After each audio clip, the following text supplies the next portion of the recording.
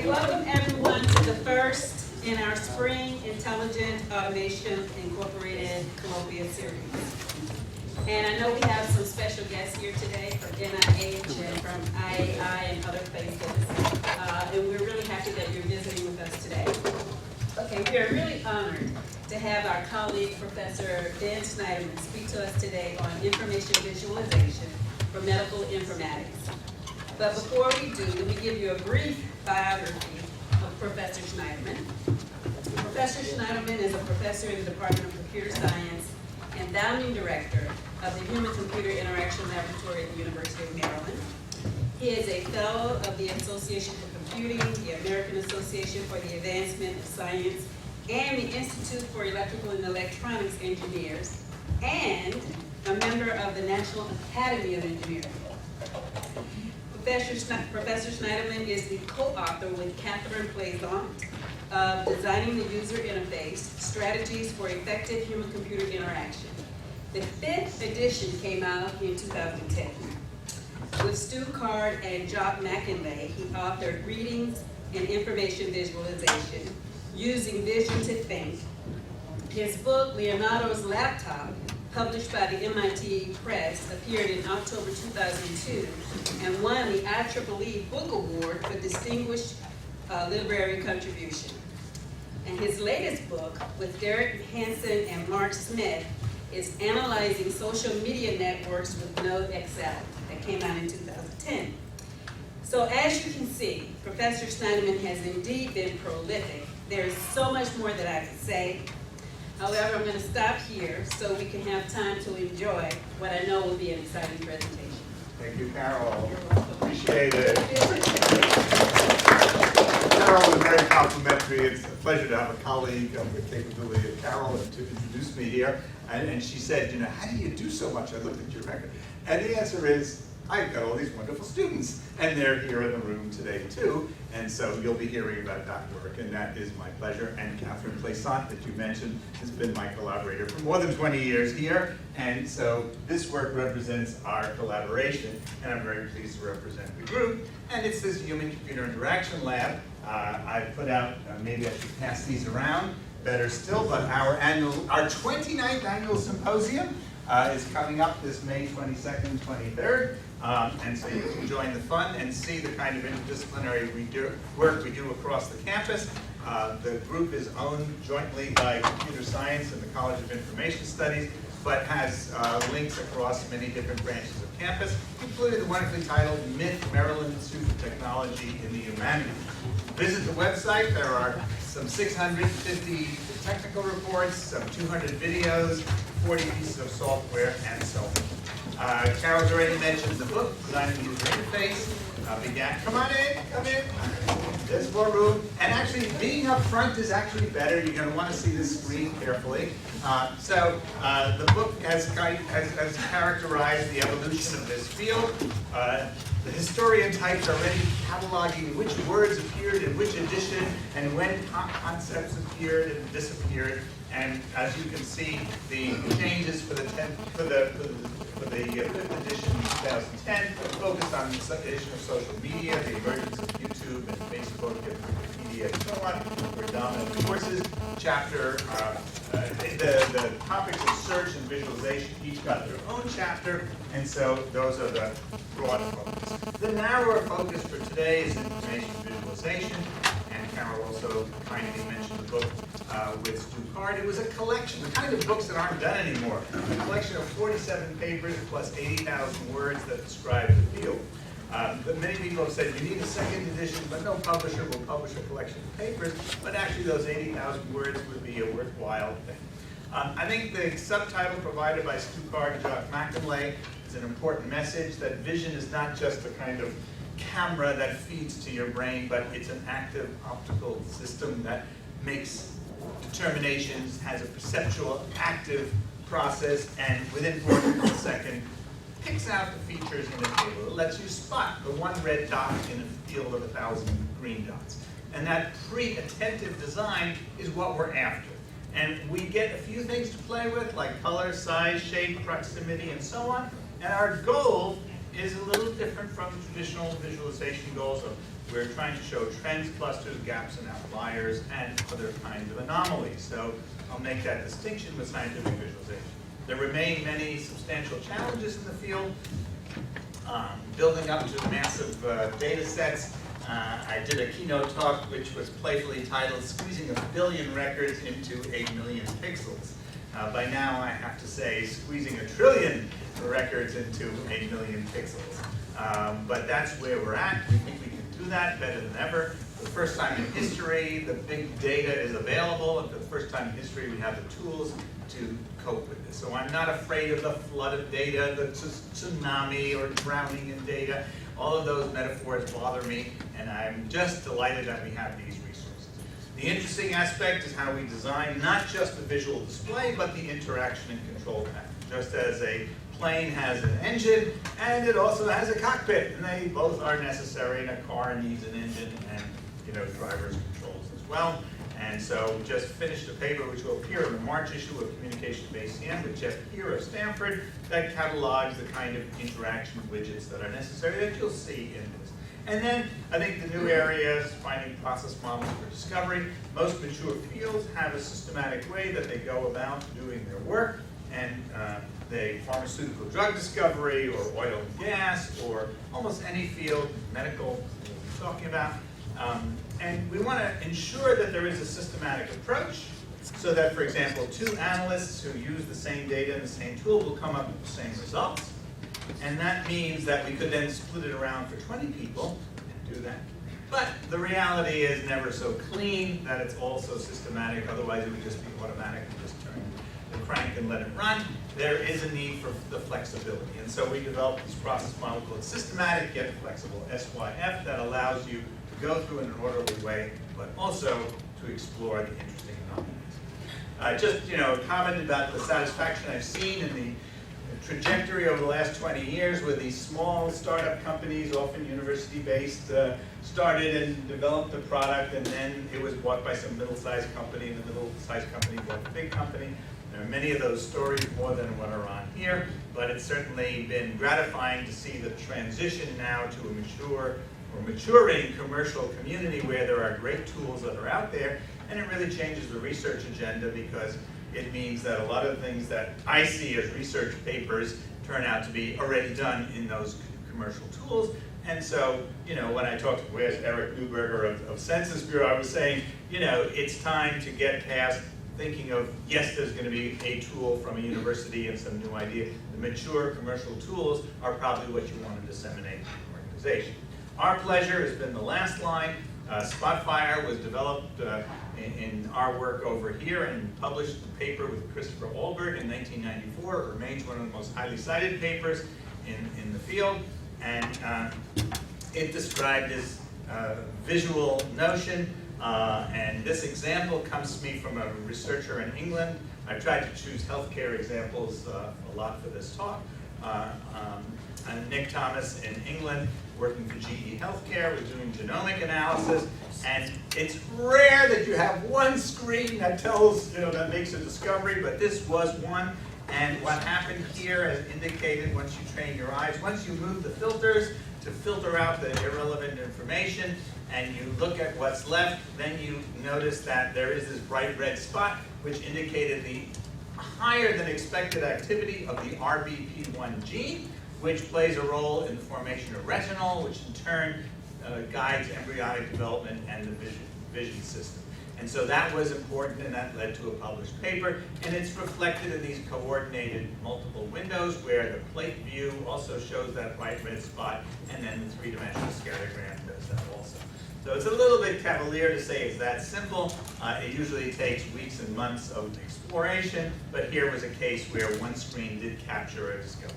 Spotfire is used in many, many medical applications. This was a data set we explored for a while, which was 15,000 births in DC, with about 40 variables about the births, and we were able to look at the spread of male and female babies, and the age of the mother, the age of the father, and weight gain, and influence of cigarette smoking during pregnancy, et cetera, et cetera, et cetera. And this is the kind of summaries that you can get from multiple data sets. Spotfire is used in a lot of high-end information exploration. Here with 27 windows, you get a little bit of a handle on dealing with the complex high-dimensional data sets that people deal with, and also multivariate data sets. The dimensions will not always be numeric, they could be categorical, they could be quite complex, and these tools are pretty good at handling those multi-dimensional sets. I guess I had one, our campus is the home of the global terror database maintained by the Starks people for the Department of Homeland Security. They had a data set of every hijacked airplane. I remember 1,101 hijackings since 1933, and 119 columns. And so that's the kind of challenge we like to deal with. Spotfire works well with 1 million or 5 million. I had a student in a project, she had 5 million rows of data, and she was kind of upset that it was taking a second or two to process that. And I thought that was pretty impressive. Getting to 1 million was a struggle, and we did the engineering side to make that happen, all in the high-speed store so that it runs within milliseconds, no disk space. Okay, the idea and pleasure and importance of lots of pixels is more and more apparent to people, and moving from the megapixel display to 10 and 100 megapixels is a high payoff for analysts of almost all types, for programmers and so on, and radiologists especially have come to understand that, where they want to see the 16 pictures of the patient, and they want to see last week's 16 pictures and this week's 16 pictures at the same time. They don't want to be flipping back and forth, and they want to see that all at once. Okay? And so we see control rooms like National Terrorism Center, which have lots of displays, 4 large displays for each person, plus large shared displays. With spatial stability of the information, there are no dragging windows around here. There's a spatial position for things so people come to know where to look for the information they want. Stock traders long ago figured this out and put up 6 displays where the information they need is in a fixed place on the display. The overlapping and dragging window looks cool, but it doesn't really help. And in most cases, that spatially stable properties are extremely important, as we'll see. Okay? There's also a desire for visualization on the small and in your pocket. And I'm not sure if I'm a radiologist or air traffic controller to do all their work on their iPhone or Android, but it often provides an extra value if mobile devices can produce and present that kind of information. So from these projects, we learned a set of rules, and the first one I wrote down playfully in a paper. I wrote it just like this, sort of repeating it 10 times, each one representing one project where we struggled for weeks or months to come up with a design. And the shared principle I called the information visualization mantra, and it was overview first, zoom and filter, then details on demand. And the suggestion was, even if you had 1 million or 1 billion records, you wanted to see the whole data set on the screen at once, to see the distribution, to see the clusters, the correlations, the relationships, the gaps, the anomalies, the outliers, and so on. You want to understand your data, and visually was a compelling way to do it. Then, you, the user, zoom in on what you want, filter out what you don't want, and then click for details on it. And this somehow caught on in an obscure, it was sort of a second-rate conference as a keynote. As a kind of paper could never be published in a refereed source, but as a keynote, I could get this in. And it's acquired some 1,700 citations, so people seem to like this idea and have referenced it and built on it and extended it, added to it, and refined it and contradicted it and made the opposite. And there's a legitimate argument that you really want the opposite. Start small and expand outwards. But this idea has, I think, influenced a lot of different people. So we'll come back and look at it. Now, I want you to clarify the space of what we're talking about today. There's a long history of scientific visualization, a 50-year great success story that SIGGRAPH and other in the graphics world have built 2D and 3D visualizations, the geographic information systems people, Esri, and so on, have built wonderful products, medical imagery, also visually compelling 2D, as well as now more and more 3D views, and 3D views of computer-assisted design, of medical and molecule and architecture. And in this world, we're thinking of 3D objects, and so the usual question we have is where? And we want to know where is the turbulence greatest in the airflow over the wing of an aircraft, or where is the blockage in the arteries. Okay? So we're looking at things and we want to know left or right, up or down, inside or outside, and we have this quite well understood principle that if it's further this way, there's a meaning to it. Okay? So those familiar 3D physical environments are the dominant ones and the great success story of scientific visualization, and also great consumer success stories in Hollywood films and video games and so on. The new story, the new kid on the block, maybe 15 or 20 years, is InfoViz. When that conference began to form, it's still less than 20 years old, and it deals with these things that are not physical realities. They may come from physical data, like gene expression data, but they are represented by multivariate, high-dimensional spaces. Now, our sweet spot for this is sort of between 5 and 50 dimensions. We can get up to a couple of hundred, but it gets hard for these methods to go past that. But that still gives a quite rich space to play. And we're talking about dealing with million to 100 million records on commercial platforms running on laptops. And there are bigger data sets, and we have other ways of dealing with still more data sets. We're going to look at temporal data of different kinds, tree structured data, and network structured data.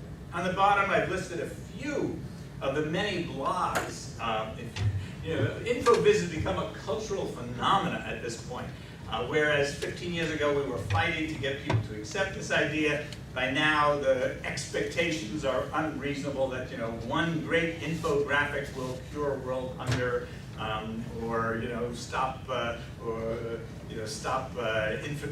reduce infant mortality, etc., etc. It's not that simple, but public understanding is an important role, and we'll take a look at some of those as well. New York Times and other major publications have begun to do not just good graphics in the printed paper, but interactive graphics on their websites. So one more sort of case for those who are skeptics, and I run into this a lot. It says, well, this infographics is nice for presenting results to the public, but I, as a researcher, I really want good statistical data. And I'm all in favor of that, and I want to make sure we do good statistics, but I want to integrate it with visualization. This is a classic example. Fred Anscombe is a famous American statistician, and he created these 4 sets of data. I'm going to ask you a question. There are a few questions in this talk here. You're welcome to ask me questions too. But what do you see that's interesting in these 4 data sets?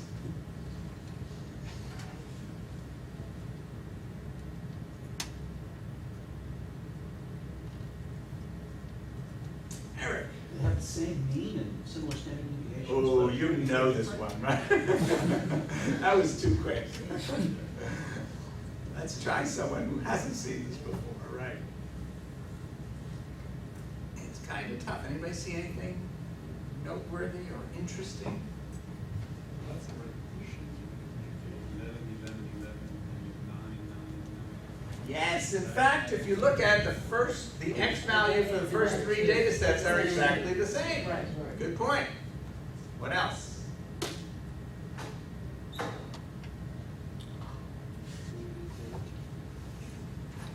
I think the 4th one has 1 outlier. Thank you, Becky.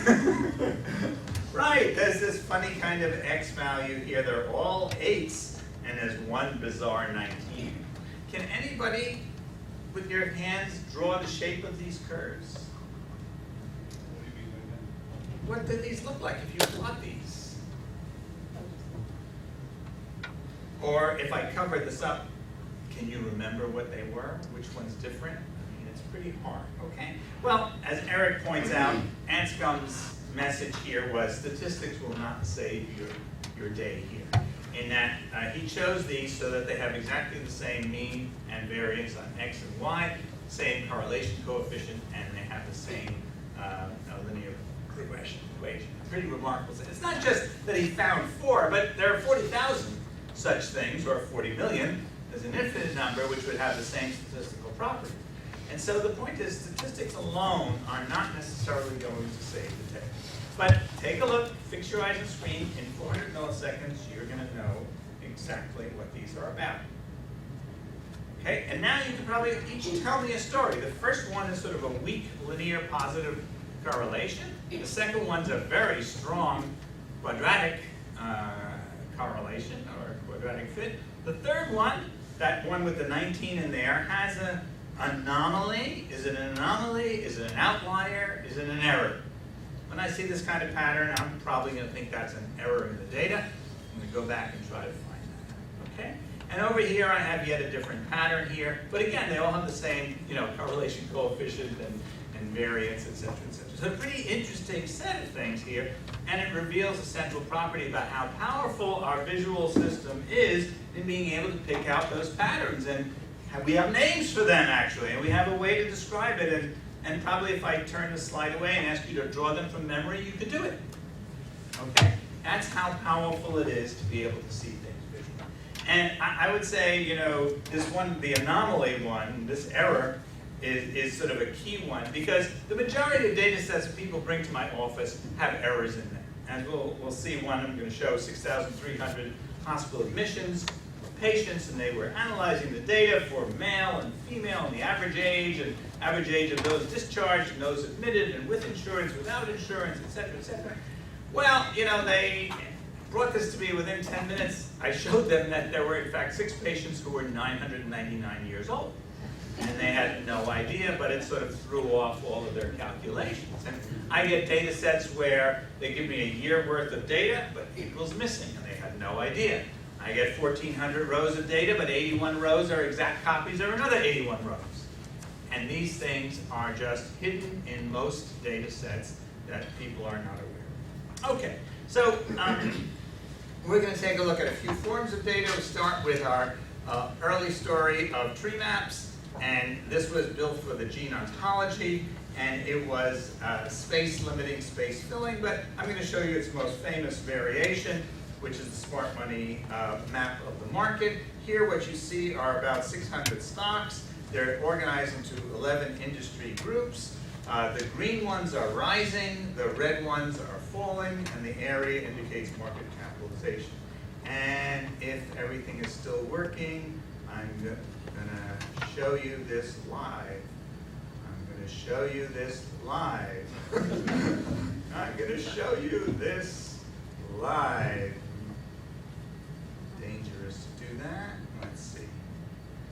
Let me try another safer place. And all right, there we go. So Smart Money built this version of this, Martin Wattenberg, and we can look at today's market. And green is pretty good. So what do you see here? We see, green is up and red is down. It's been a pretty green day.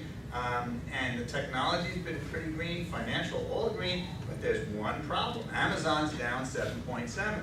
If we click on it, we'll find the news and we'll find out the reason is, anybody know? Steve Case. Steve what? Steve Case owns the other 2/3 of Living Social. Oh, well, I thought it was Amazon did not make its numbers for Because the of Living fall. Social. Oh, I see, that's the reason, okay. Yeah. All right, so it didn't make its numbers for the past quarter, and so people hit it pretty badly, and it's down 7%. So those kind of anomalies do stand out. We could look at the past 26 weeks, and we see a mixed story here. Energy's been down, financials were down, basic materials down. 52 weeks is a little greener story. Of course, Apple's been the big story, and Apple is the biggest now. It used to be Exxon Mobil is the biggest, and General Electric was number 2, but look where we are now. These days, Apple is the biggest, biggest block on the board. And so you can then, drill down and find the details and explore if you want. And just, to show you the way we think about it, we're always aware about different kinds of abilities and accessibility. So red-green is the standard. 7 to 8% of North American males have red-green deficiency, and so yellow-blue would help. And so we do little things where we can. We can change the size of fonts, color, contrast, and help people who have certain problems. And those are mandates for federal agencies like the Census Bureau. Actually, this paid off for me. I once was doing a projection where I was doing a talk where the projector had somehow lost its red gun. And so I had nothing on this screen, and I switched there, and boom, I had my presentation there. So there's lots of other reasons for building in all of these things. So just to show you some other favorite examples, this was a bad day on the market. But do you see anything interesting here? One green and one red. Yeah, you got it? Okay. One little green dot there. And that's not just a little light green, that is bright, bright green. Okay, and I clicked on that one that day, and it was the A&P Trading Company, which had bought the Pathmark chain of grocery stores, and it was up 6% when everybody else was down. So I like this picture because it's one of those things that, you know, about InfoViz, that it gives you answers to questions you didn't even know you had.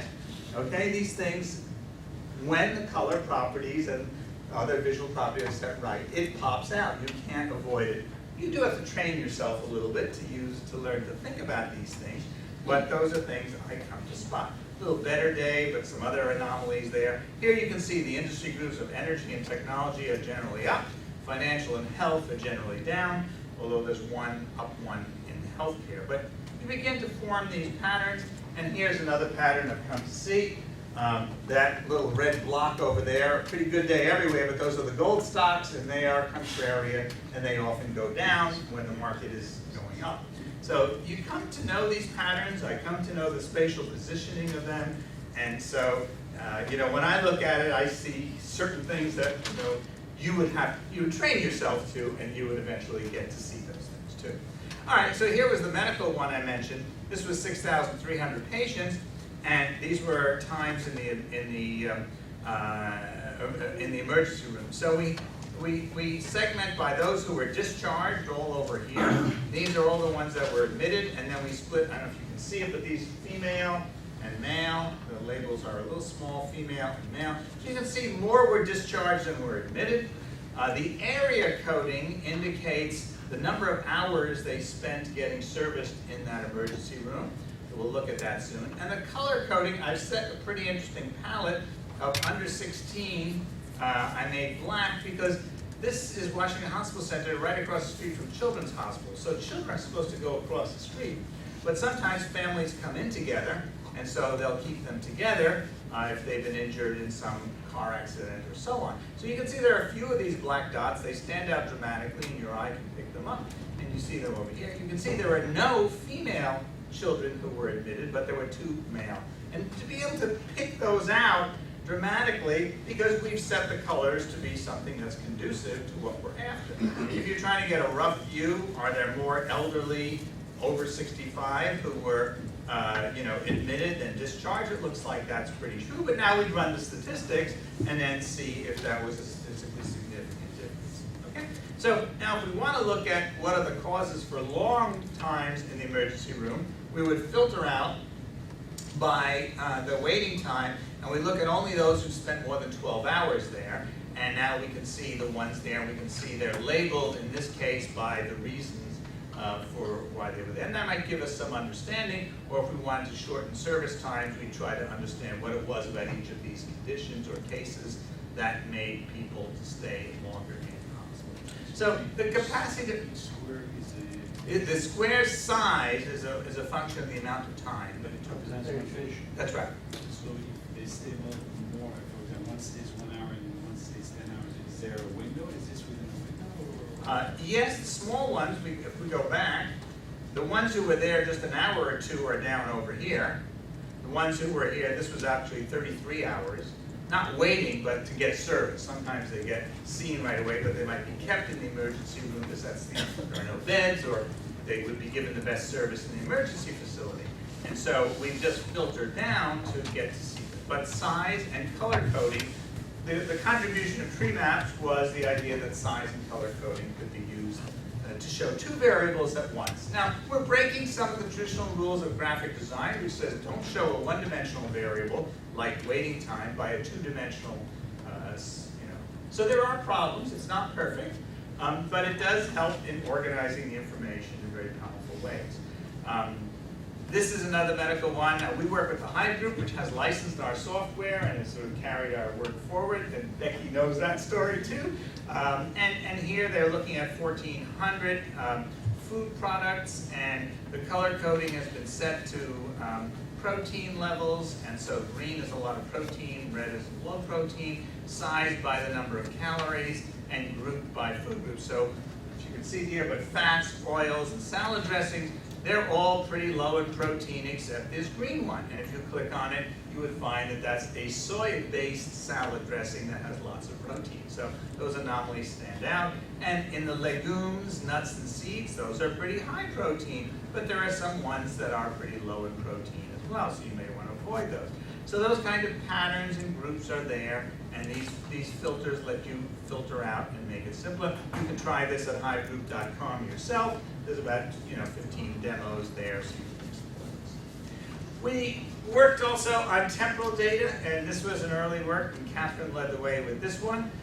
This was an attempt to show a single patient's 100-year life history, estimated or designed to handle up to 10,000 medical events, and we grouped them in categories. So I think you can see this bunch are the physician visits, these are the hospitalizations, these are the lab tests. You click on the sonogram, you get the sonogram and the fetus here. If you click on the x-ray, you get the x-ray. EKG, this works also on our website. You can try this out. And these are the medications and then other treatments. The gray line is today, and this patient is pregnant, is expected to be pregnant for another 2 months, has been diagnosed as diabetic, and is receiving insulin, increased dosage of insulin, and then Lasix to counteract the side effects for pregnant women. So that's a story you get to read out, pretty brusquely from here. And this is zoomed in to just show a 4-year history, but you could look at longer periods as well. And you could see this patient has had pap smears regularly, and you could see if they missed one, Did I hear a question? Yeah, the numbers down there, the 94, 95, 90, that can't be for age. That's the years. That's the year. Right. It's an Thank impressive you. medical history. Anyway, so this has been built into a variety of systems in various ways. We're pleased to see it had good influence. But one of the unfulfilled goals was, this was nice to look at a single patient, but wouldn't it be nice to look at 1 million patients together? And so we began to pursue that a few years ago under support from Washington Hospital Center and then NIH. And so I'm going to take you into a little bit of this story. Here we begin to show each patient in a stripe with a series of events that occur. And we're going to look at a video from the PhD work of David Wang, who built the system to study and enable study of this kind of data.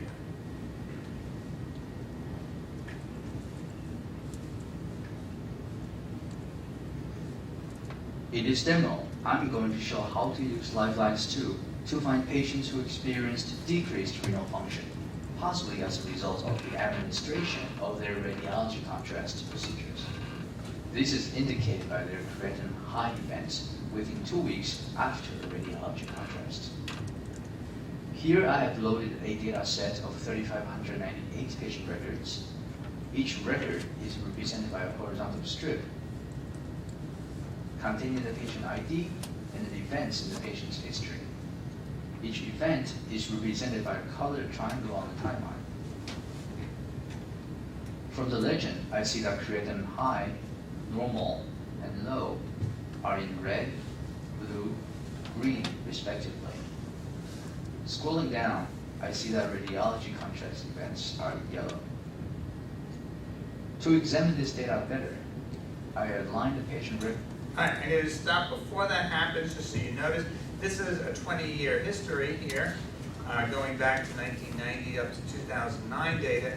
So when patients receive an injection of radiology contrast to see the circulation in their system, about 7% of the population has an adverse effect which could damage their kidneys. And so they have to be monitored. And the way you detect potential harm is that the creatinine levels get higher after the radiology contrast. But you need a baseline from before. So you want the patients who were low before, within 2 to 4 days, they would probably give it a blood test, then radiology contrast, and then within the next 10 days or so, 12 to 14 days, they suddenly get a high rate reading. Okay, so let's continue. Records. So now we align contrast events. this is the, and rank by the number of creatinine high events to bring the most severe patients up the top. I immediately all realized. right, so now you can see they're all aligned, so now we can compare them. But we found this shocking result that the physicians, Washington Hospital Center just did not anticipate, that some patients are chronically high with creatinine. And here we had a patient with 214 high creatinine tests over a period of 9 months here. And so those were, making the data set much more complicated, and those were not examples of the people we were after. And so the task was to filter those realized out. two things. And One, so you'll see some that. patients have chronic renal deficiency, and they should be removed because their condition is not related to their radiology contrast. Two, some patients have more than one radiology contrast events, and this needs to be taken into consideration. All right, so you can look at this video on our website, but maybe just a little further, the basic idea is to get rid of the ones that have these chronic creatinine high, so that we can look at the true signal, not the noise in the data set. And so Creatinine high. we're getting rid of those at more than 4 creatinine So high the number is tests. at least 4. And the filter scope to be before the alignment. The blue highlight indicates that these records are selected. For our purposes, we want to remove them. I click on Remove Selected, and also save the remaining records as a new group. It's called non-chronic.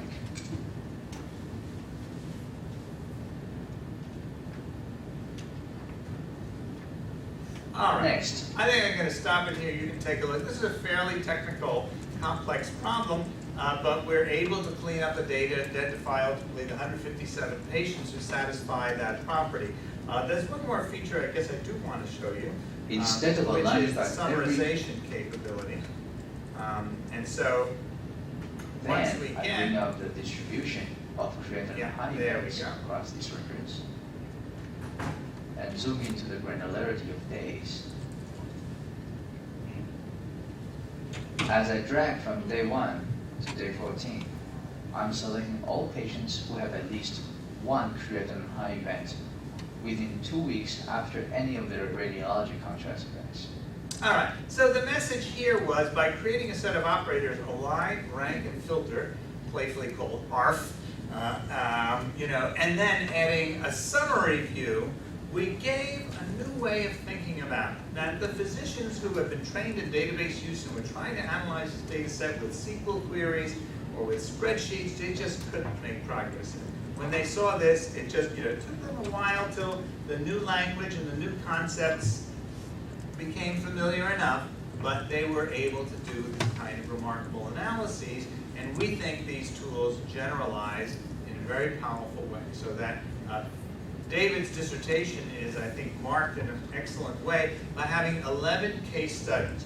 We shifted from our evaluation methods of controlled empirical studies of this version to that version with number of seconds to complete benchmark tasks. We just didn't think that was relevant here, because we're talking about discovery processes and developing insights. And so more and more we've moved to the multidimensional, in-depth, we call long-term case studies. For us, it's typically 4 to 8 weeks. We'll work with a person who has some data, who has a problem, and has a schedule. That's our requirements. And we'll work with them closely for 2 to 4 weeks to give them every possible assistance in making sure they succeed. And then we'll give them another 2 to 4 weeks on their own. And we ask them to log what they're doing. And we will also interview them and see what the strengths and weaknesses of our tool. In the early days, sometimes we find bugs, sometimes we add features for them. And we want to do everything possible to make them succeed. We feel our tools are only good if our users can do their jobs. And so that became our way of doing research. We've become great advocates of the more ethnographic case study approaches to evaluating discovery tools. It just requires, we believe, that kind of effort. Okay, so any questions about that before I leave that? We think this is relevant for lots of things: weblog analysis, financial trading patterns, any kind of time-varying event, categorical events. Eric, did you have a? The triangle is your marker. Right. To get precision in the time, is that? Right, we like the triangle. You can, the control panel lets you choose circles and squares and buttons and other things. But the triangle is very nice because you get to see the precise thing. And if there are events nearby, they won't overlap as much. You can see the distinction. So when there are two events really close together, you can still see that double peak over there. Whereas if you chose a rectangle or a circle, you might miss them. So the triangles turn out to be a pretty good feature, but you can change it. You can change the size of the triangles, the colors, you can change the shapes. All of that's part of control. This is all free to download. I'm very happy with the triangles. I just was Good, curious why. okay. And I guess we have another example here, which maybe leads me to the extension of this. This was a study with Washington Hospital Center that was looking at the patients who were admitted, went to the intermediate care facility, sometimes went then on to the intensive care unit, and they were trying to find the patterns. Our summarization tools helped somewhat, but not enough. And so Chris Wong-Sawat, right here, developed a better way to look at this data, not just by summarizing one item, but by looking at the whole data set on one screen. That aggregation and compact view became another important thing. Overview first, remember the principle. So here's each patient. They arrive, they go to the emergency room, intensive care unit, intermediate care, to the floor, and then they exit. That's good news. So here's one patient, here's another patient, here's another, here's another. And Chris aggregated them, grouped them by the patterns, and then showed them these 4 records this way. But that also works with 4 million records. Okay, and so here's some examples where we're going to take a look. This is LifeFlow, the successor to Lifelines 2. So blue is arrived, they all arrived. This is a 90 patient sample. The majority, 70 of those 90, go to the emergency room. And then the most common case is within a few hours they're discharged and they're alive, and that's good news.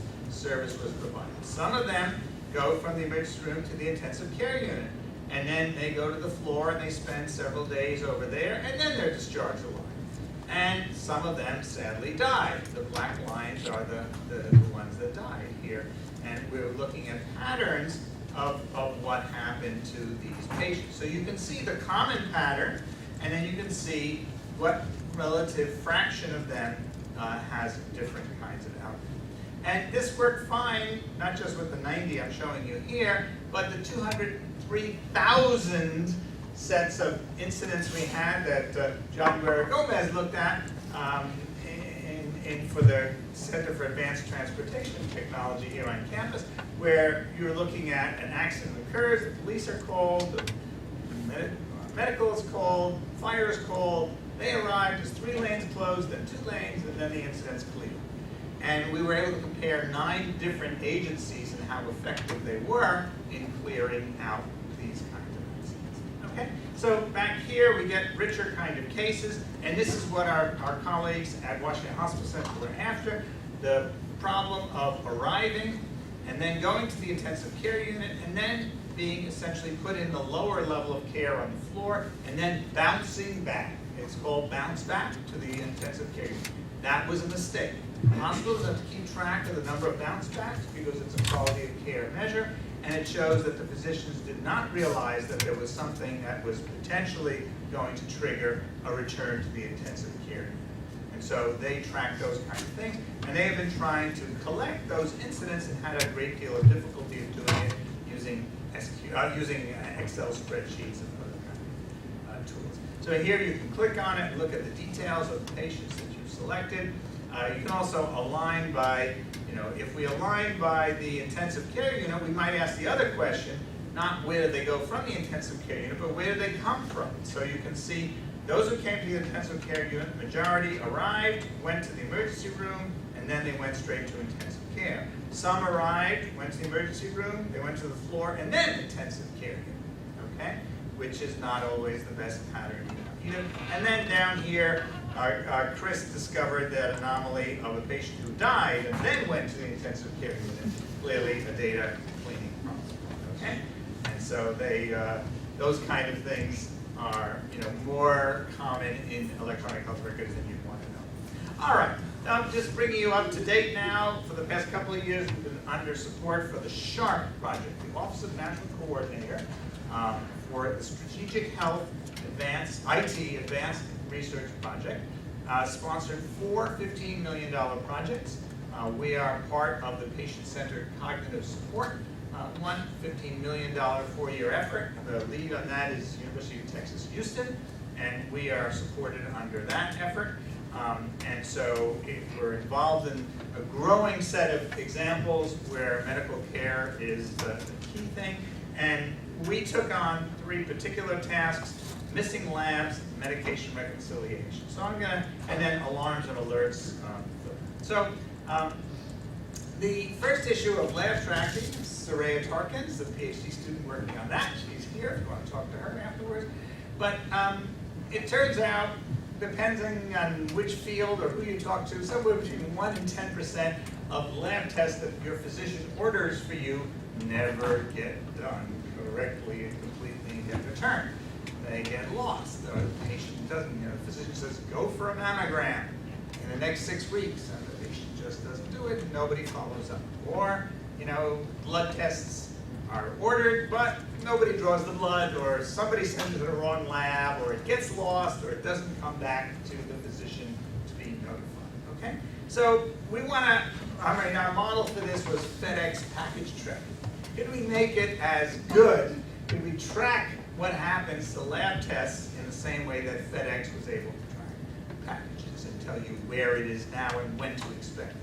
Well, it's not as easy because FedEx owns all the parts of its system, whereas having different players with different responsibilities and incentives make it still very difficult to do. We can aspire to that time when we'll have that data, and so that's what Soraya has built, an XML description of the workflow process for different kinds of lab tests. Here, x-rays, the schedule an exam, the radiology technician takes the x-ray, the radiologist interprets it, goes back to the provider. So that's kind of the set of actors. Our goal was to clarify who does what when and what the responsibilities are, so that we could then give the physician information about which tests are back, which ones are pending, which ones are late, which ones have problems, and could give them a compact presentation that will allow them to make a rapid decision rather than the current state, which is they get yet another email and they get 100 to 150 of these a day, and they lose track of these alarms and alerts. We also, because we have the XML description, can produce a set of guidance to the physician if it's come back and there are abnormalities. These are the choices you can have for different lab tests. So we've automatically generated that action screen, and then we're in the process of generating the retrospective analysis. After 6 months, we have about 100,000 lab tests, different people, different providers, different labs, Can you see which lab is late more often? You see whether things are better in January than in February, or worse?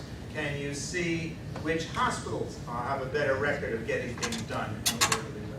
So this tracking and retrospective analysis is where we are. We just met before this talk to sort of take the next step on that, but we have the good work of Soraya in developing the underlying system, and Kostas Pantazo, who's a visiting scholar for 6 months from Denmark, even with a Greek name, but he's joined us and quickly made himself a hero by putting together a system that lets you visualize an overview of these 100,000 lab reports so that you can see where the problems are, which of the people who draw blood are often late in getting it done, which of the labs are really prompt and on time, which ones lose tests altogether. So that's one problem. The other one is medication reconciliation. I need to explain this a little bit here. This is an example of one current system. And the situation is the patient arrives and the physician says, what medications are you taking? The patient has a bag of medication in their hand, if you're lucky. Or you ask them and they tell you, I take this blue pill in the morning and the green pill at night. And you begin to try to figure it out. For some patients, they may be taking 6, 8, 10, 12 or more medications. Meanwhile, on the electronic health record is a list of all the medications that the doctor thinks were prescribed for this patient. Okay, and they need to be reconciled. The people who do this spend 20 minutes or 40 minutes trying to get this done. It's a difficult task. You have to get the data, find out what's real, which medications are duplicates of others, even though there's brand names and generic names. So this is one electronic health record system, and you have to work on it using this kind of descriptions and opening and closing, and you can see it's kind of difficult. So we developed this one, Here are the and two here's lists the I story. need to reconcile. I say compare list and see the identical drug moved to the middle, the unique will move to the side, the similar align, and then we compact everything. Let's do it again more slowly. Let me just, So I start over and show so, maybe I'll stop and ask you a question. How many of these are the same? Remember, you have to get this right. If you get one wrong, the patient dies. And even with a short list like this, it's going to take you a while, especially while I'm talking and distracting you, but that's kind of typical of what's happening in a hospital setting. And so it's, quite a challenge till you sort these all out, even though we've made them in two lists rather than one list, which makes it even more difficult. Okay? And so you saw a little bit, but now let's slow it down, and Catherine's narration will give you the story. use the option so that I could show you each step individually.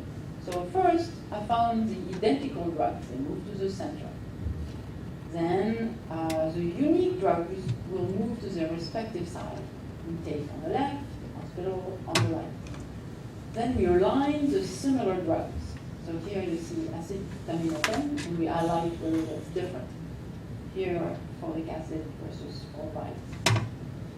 The final step is to compact the display so that it will take less room if it was a very long list. Next, I need to decide what to do with the drugs. So if I look at the identical one, I select one of the drugs, or I might accept them all at once. Then if I look at the hospital unique, I might decide to keep this one, and this one I would not want to keep it, so I will click twice.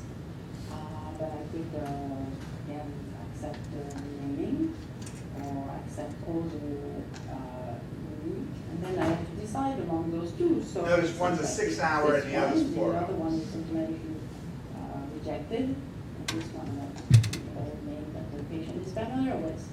Now I'm done, I confirm my choices, all the drugs are aligned, and I can sign up. All right. And- Did you get it? Can I throw something at you? Yeah, The go ahead. Boston project, they're now looking for a table of misspellings of drugs Yeah, and building a table to the correct spelling. yeah. There's a lot of, the RX norm is one of those systems Right, that and just normalizes, deals with misspelling of drugs, brand and generic names, American and foreign names. There's a lot of difficulty in these. So there's an underlying database that helps resolve these issues. I hope you heard Catherine say fulvite is a brand name for folic acid, okay? Some of those, those have to be built into the table of data, but as you say, those data are increasingly available, and we've shown how if you have that data, now, this one, this is Tiffany Chow implemented this version, a group of students who built this as a class project in my graduate info biz class in the spring semester, and Tiffany worked on it over the summer. In October, I presented at the AMIA conference, American Medical Informatics, about 150 people in the room, and they were not only applauding, but they were cheering. And, we got these great kind of best reconciliation app I've ever seen from super cool demo, twinless concept, brilliant. We just get these, my favorite was a nurse who said, she got up, she said, I do this every day, and I breathed a sigh of relief when I saw what you did. Please get this put into commercial tools as fast as you can, okay? So, we are under pressure from the SHARP project to get this into commercial environments, but that's a real challenge. This is those of you who care about tech transfer. We have a great history with having run Spotfire and tree maps and going commercial with our tools, but we have an unusual barrier here in that these companies who make electronic health records, Epic, HealthStrip, GE, Siemens, are quite closed. And You know, we have had our good friends at Microsoft Health who built the Amalgam system, and Hank Rappaport built it in. And December 20th, we went down, and Tiffany had helped him, and we gave him our code, and he built it into Amalgam. Now we'll see if they will distribute it. That's yet another battle. It's something new. But we've had such strong and warm reaction to this that it's been great fun. Some of you may be familiar with the process and appreciate how nice, but for some of you, this may seem like a little more esoteric thing, but for the people who do it, this was a real breakthrough. Now, we are still, as researchers, trying to understand why. What's so good about that, okay? And this issue of spatial alignments and spatial positioning, the 5-column approach, and the animation seem to be components of it, but our goal for this spring is to run some controlled empirical studies that delete certain features and then see what kind of reaction we get to them. Yeah? It's important for the person who runs this to actually see the information, not the final result. Catherine's, is Catherine still here? Oh, I'm sorry. No, okay. No, that was But me. Catherine's conjecture is that the people who do this every day will watch the animation twice and then turn it off. So that's a possible conjecture. But, you know, is the spatial alignment important? And could you have spatial alignment without the animation movement? If you just Decide to override. well, okay, so that's where we're going. That's what we want to find out. How do we break apart this, you know, successful idea and then find out which pieces give you which of the benefits? Now, we see broad applications for this, and I don't know if Rand Liu is here. But She no- just stepped out. Oh, she just left. But she's working at an independent study project this spring, that will look at product comparisons. So, you know, if you've ever been to look at vitamins in the store, you get these 2 bottles and they have like 35 different, and one has 60 milligrams, the other has 40, but then 20, and you're going nuts trying to compare them, and actually vitamin names are quite consistent, so the labeling problem is less severe, so she built that one already. And then we look at other things like nutritional content, where the problem's a little different. You know, you get that on the side of the box, sodium this much, potassium, but you have to remember, more sodium's bad, but more potassium's good. So there's different valences, and so there's additional variables. And then the more ambitious one would be you're comparing 2 laptops, and there's 35 features, and now you want to compare the features and be able to see them. So we see as a potentially broad application. Anything else? Eric, yes? Yeah. You got another one for us? Well, no, I would conjecture that the animation is actually vital for this particular application because it shows the operator what's happening and it reassures them that the machine is doing the right thing. That the animation is actually a visual metaphor for the calculation that's going on. A calculation that they're perfectly capable of doing in their head if they have the time. And probably the machine could just blink and be done, right? But would you trust it? Right. And So, that's the thing. exactly. Now we've shown this to sort of the key people in animation, and you can try to get their feedback. And you know, there's a fairly large literature, what's called kinetic text, but that's mainly artistic in nature. Fairly large literature in animated transitions that are sort of cinematic in their style, or just the way wipes occur in PowerPoint changes. But there's nothing which quite does the spatial properties and the alignment into these 5 columns lists, and then the alignment by rows. So The example I was thinking of, we have a mapping tool that we have 2 mapping tools, and the one blinks when you yeah. focus in. It goes from big to small, and it just happens. The other, you actually see the transition. Exactly. And it makes a huge impression on people. We believe to actually that's see it go there. So, you know, the question is it just on the first impression, or does that remain durable after many uses?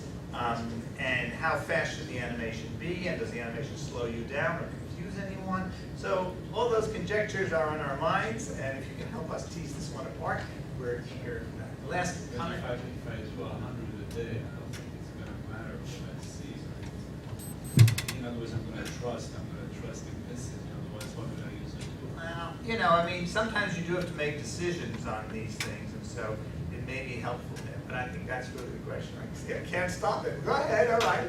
I would add that maybe at first, when you're doing it, you want to see the animation, and after you trust the system, you can turn it off.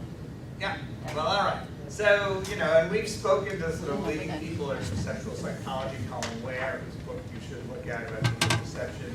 And, you know, we haven't gotten anyone who gave us a clear answer about this, but we're working on it. My final topic is about network analysis. I'll breeze through. It's here just to show you Node XL is a free download, and it's a 5-year project supported by Microsoft till last year. Now they've cut back a lot, sending us out on our own, so we formed the Social Media Research Foundation.org, here it's built into Excel, so you type in, as I did here, Ann invites Bob to a party, Bob invites Carol, Carol invites Dave, Ann invites Carol, and then instead of drawing a bar chart, you say, draw me a network, and poof, you get the network, okay? And you can then change the variables so that the color properties are pink for girls and blue for boys, and you put the names and so on and so forth. This is a larger data set of Senate voting patterns, and shows you the red Republicans are quite distinct from the blue Democrats. I don't know if you can see it, but this was 2007 data, and the 3 crossovers are Arlen Specter, Susan Collins, and Olympia Snow, and this perfectly predicted the February 2009 voting pattern when those 3 senators crossed over to vote for Obama's stimulus bill. So it's pretty interesting how, you know, the historical patterns captured by this very nice visualization reveal were predictive of future voting. The 2 yellows, for those wondering, are the independents, Lieberman and Sanders, who voted for the Democrats. Its charms are also, it has importers, so you can import standard graph formats, but also from Flickr, Twitter, YouTube, your own email, and then, you know, it gives you a dialog box so you can search on Node XL and draw the picture. And we did this early one. It was a favorite in 2009. NYU held a conference called Workshop on Information Networks. The hashtag, for those who tweet, I hope some of you tweet out there, but hashtag Win09. And we harvested all of those using Node XL, and then we drew the graph. And there was a feeling in the room that, you know, there were a bunch of sociologists over here and a bunch of computer scientists over here. And sure enough, this is the tweet graph that shows the following relationships. These are the sociologists, including our friend Barry Wellman. These are the computer scientists. And over here is one MIT PhD student who crossed over. And so this gave us this remarkable pattern of dual communities. We polished our methods, and this is the World Wide Web Conference tweet stream for 2011, and we were able to use clustering techniques and then draw the clusters in a box. We call this group in a box, and here's Tim Berners-Lee and his close associates. This other group, including our former colleague Jim Hendler, Nigel Shadbolt, are another strong community. Jimmy Lind, who's here at Maryland in the iSchool, and some of the other people who are active in that conference are over here. And we found also the Brazilian group was a pretty active subset that we didn't know about over here. And so these kind of patterns begin to stand out. This one also is the pattern of controversy. This was the tweet stream for the term GOP, Grand Old Party, meaning Republicans. And we clustered them, and you do get a big, those who tweet GOP, there's a big bunch of, and we colored them red. And just to remind you, red Republicans are very tightly woven together. Somewhat smaller group of Democrats who do mention the GOP, usually in a negative way. And you can see relatively little crossover between them, very little contact, except for this one big blob, which is Politico. And that is sized by the between the centrality measure. And so the metrics guide the visualization, which then gives you the insight. Of course, CNN and PBS are inside the blue circles, blue cluster, and Fox News is similar to this one, but Politico is the crossover that does get. This is my own personal Flickr network of my photos. You can see by the number of times my daughter Anna appears with me, or my daughter Sarah. The 39 occasions where I have photographs of both of them. Sarah got married, so I took lots of pictures with her husband Mark. My sister's here, her family there, other cousins here. On the professional side, here's Catherine and the HCIL bunch over here. And then the red bunch were other colleagues like Sue Card, Don Norman, Terry Winograd, you may know some of their names, and a bunch here of friends who are, this is IBM cluster over here. And so it gave a pretty interesting portrait, not perfect, but it shows you the structure of that. The book is called Analyzing Social Media Networks. Again, Carol mentioned that in the opening. $22 on Amazon. Buy a few hundred copies for your friends. It tells you the story about social network analysis and how to do it in Node and Excel. And I guess we've worked also, we're continuing to, currently working with a local company in Queen called Centrifuge Systems, which does network diagrams of a different kind. Just wanted to give a little pitch for them, but we're very happy to work with companies and help them go forward. They were doing a good job by having a browser front end to their network visualization, which meant no installation, and they did the big data back end on the server side, and yet they had some problems with user interface that I thought I could help them with, so we got to work with them. I just close with saying, you know, the goals of this and my satisfaction working on medical problems are, they're really important, and you know, computing has a very powerful influence in many fields, and I really like to be part of a profession and a discipline that sees this as its requirements document of what their work should be. UN Millennium Development Goals were set out in the year 2000 with a 15-year time frame to achieve these 8 goals: ending poverty and hunger, universal education, gender equality, child health, maternal health, combating HIV/AIDS, environmental sustainability, and global partnership. Sadly, progress as measured by the metrics that were established for this is quite poor. And you know, I would just like to encourage and we renew our efforts to contribute where we can through our work and through our personal efforts to make the world a better place. And I just close and invite you to join us for the annual symposium, May 22nd, 23rd. About 300 people come and participate, or join us online and visit our website. Thank you for your time and attention. I know some of you have to go. I'm glad to stay for questions and discussions, and thank you for coming.